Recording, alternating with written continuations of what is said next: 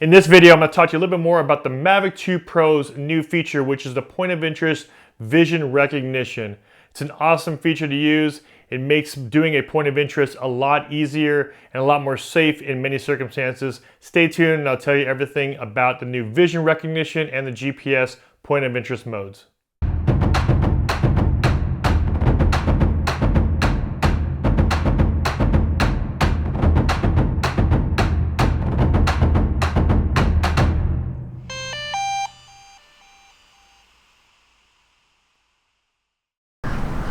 Alright guys, so I'm here at UCSD now, and what I'm going to do is test out the new point of interest. It's the visual point of interest on the Mavic 2. Now this is a lot different than the original one, because the original point of interest you'd have to fly right above that subject, map it out there, and then fly backwards to build a radius, and that radius will now make a circle around that point of interest subject.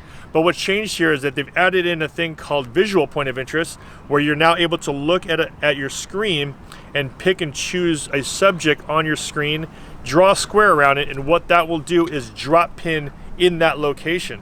So I'm here at UCSD and I'm at the library, and I wanted to choose a location that's pretty iconic here in San Diego, that also it was pretty big in scale. So the library was a great choice, and I wanted to be able to stay away from the library. So I'm about a few hundred feet away from the library. Actually, probably more than that. I'm probably about 1,000 feet away from the library. And I don't want to fly over the library. I just want to be able to fly up, choose the library in my screen, hit go, and ideally make a circle around it just the same way it did point of interest. I want to be able to test that out, see how well it does, see how accurate it is, and let's get this up in the air and see this new visual point of interest.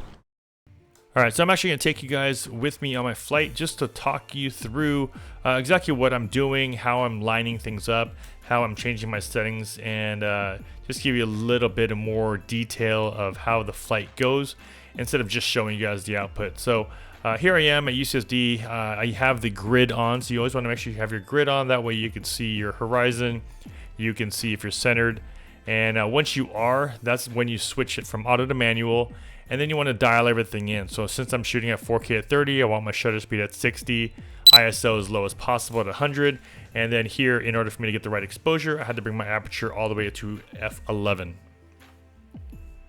Once you're done there, you can go through white balance. You can go through some of the other settings here. You just kind of see exactly what feels right, what looks right to you. For me, it just felt like sunny was a better choice for white balance, even though it was a cloudy day. And depending on what you're shooting, I will sometimes shoot in D-Log, and I'll also shoot in some other formats. But I knew that this was more of a demo, and I didn't really want to show you guys just such a flat profile. I'll do more of a profile and post-production and post-processing video later. But for the sake of the demo, I just put it back to normal so that at least you have a little bit of some color in this video while we're doing this demo. So once you find your center point and you feel like you're ready to go and you feel like your height is good, click on that point of interest, and on the left you see visual recognition, which is the new one, and on the right we have the option for the drone GPS, which is the original point of interest. We're going to try the visual recognition, and it gives you a little demo. It says select your target, draw a box. Once you do, it'll make a point on the map, and then once that point on the map is visible, all you have to do is hit go, and it will then start the point of interest. What's really cool about this is that even though it's going while the point of interest is actually in flight, there's a bunch of things you could change here. You could change your radius, you could change your height, you can change the speed of the orbit. You can either do it through the in-app options, or you can do it here like it's showing you through the remote if you want to change the height or even the radius of that path. So what I'm doing now is selecting the library, and once you hit go, I wasn't sure exactly what it was doing, because this is the first time at this point I was trying to do it, and what I realized it was doing is actually moving the video and moving the drone around so that it can then measure to see exactly what subject I'm trying to track. So what I'm thinking it's doing is now separating that subject that I just picked from the background, and that's giving me a more accurate GPS coordinate. Now, I actually flew and did a couple point of interest ones around my house and as well as around another person. and it is very, very accurate. So it was, you know, pinning exactly where that subject matter was. And the main reason why I went here is because this was more of a larger landmark. I wanted to see how it does with larger landmarks versus smaller ones. So when I got to UCSD and I went to the library, I was able to, you know, get the flight up in the air. I was able to, you know, also, right, as you can see here, adjust the height. Once I started going around the library, I wasn't 100% sure as far as making clearance of all the trees. So of course I want to adjust the height just a little bit more. You know, play it safe as much as possible, seeing what a radius does, seeing if it's actually going to make a difference if I go wider or tighter. I moved up the speed just a little bit more as well, just so that we can go through the demo. You can change the speed if you really want a slow orbit, or you can bump it up here, and I think I did speed this up quite a bit just for the sake of the demo. Now, what was interesting when I went and tried it on a larger iconic area, or at least a large building like this, is as you can see here, when you are selecting a subject, if it's a person or a smaller object, then it does map it very, very accurately, and it'll orbit a very tight and accurate circle around that subject. But what I noticed here is that once I did it in a larger area, once I mapped it and it chose a point of interest, as you can see here, the point of interest was actually the front of the building.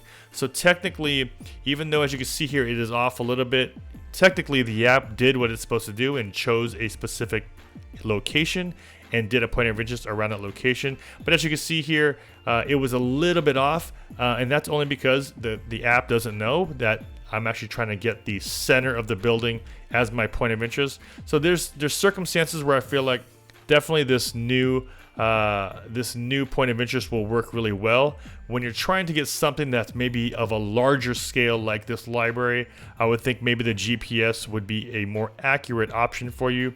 But if you're just trying to get, you know, a smaller object like a house or something like that as your main point of interest, this is a very, very quick way to do it. Because as you can see here, I didn't have to fly over the building.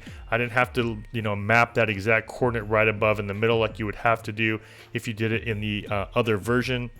I was able just to get the flight up in the air, select it, and it was accurately pinpointing a specific location on the map and giving me that point in order for me to build that radius around it for a nice point of interest video.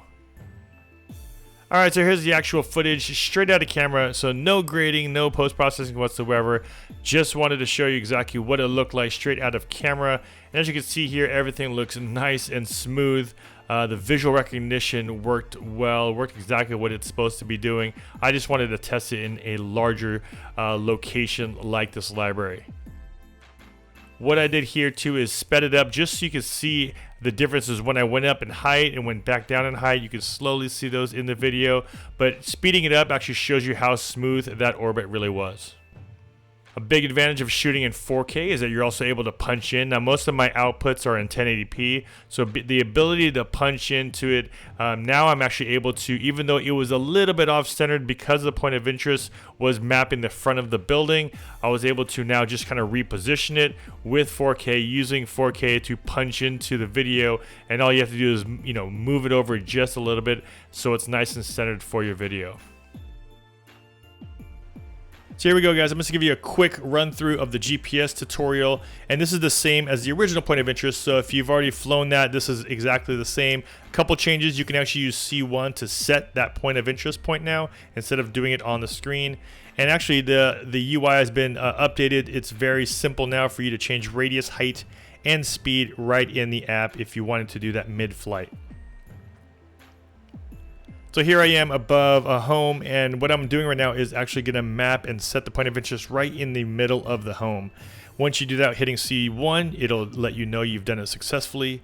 And you can either fly backwards, or you can fly backwards manually, or you can set the radius through the app. So right now I'm just manually flying backwards, and while I'm doing that, I'm just slowly tilting the camera upward just to keep the house centered. Once you get to your desired radius, all you have to do now is make sure your exposure is correct, and then you're going to be able to hit go to begin the point of interest orbit. Once we hit go, you can actually change the direction. So if you wanted to go in clockwise or counterclockwise, you're able to change that mid-flight, as well as, like I said, the radius and height and speed. Now, the biggest difference I saw with GPS, it is definitely a lot more accurate as far as pinpointing where you want it to be. So here I did it right in the middle of the home, whereas on the Vision, what happened is when I drew that box, it mapped the front of the library. So a little bit different as far as locating the exact position of that point of interest.